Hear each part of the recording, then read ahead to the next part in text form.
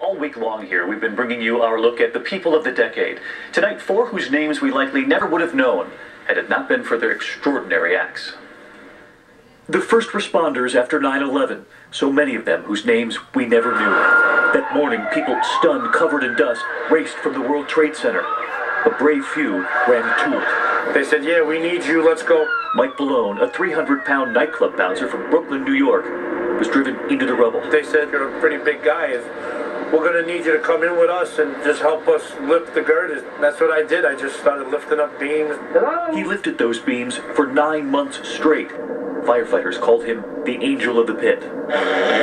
Choosing to sleep on the pews at St. Paul's Church. The cot was too comfortable, so this way I would get back up. Back up and back to the pile. And there was Katrina. We'll never forget that drive past the convention center, the voices. We need help! Our walk through the darkened hallways of the convention center where evacuees had been told to go. We met this woman desperate for food, for the people who'd gone hungry. And I gotta do something to help! The kitchen already looted. There was only orange juice and sugar. I don't want to die like this. This evacuee told me she'd been without insulin for 3 days. As we began to talk with her, she collapsed.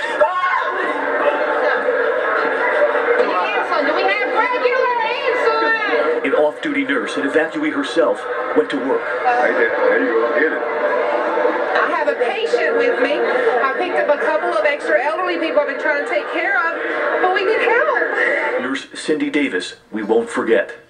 There was the college professor who took us on the journey of his life. Randy Pausch had terminal pancreatic cancer. His last lecture, watched by millions on the internet. I don't know how to not have fun, right? I'm dying and I'm having fun.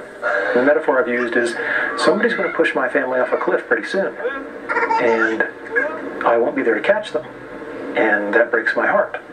But I have some time to sew some nets to cushion the fall. So I can curl up in a ball and cry, or I can get to work on the nets. All right, here we go. There was time left, too, for a childhood dream, playing with a pro football team. You're going to beat me all the way to the ground, or am I going to find a way to struggle back up to my feet? And, it takes time sometimes. For you? Absolutely for me. So honest in his final days.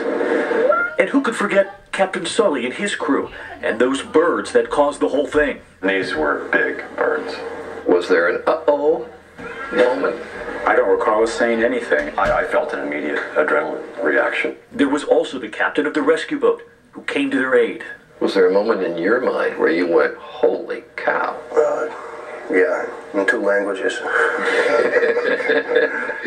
The miracle on the Hudson, we sure needed it. When we come back on the broadcast, Julia Child, Bob Hope, Peter Jennings, remembering who we lost.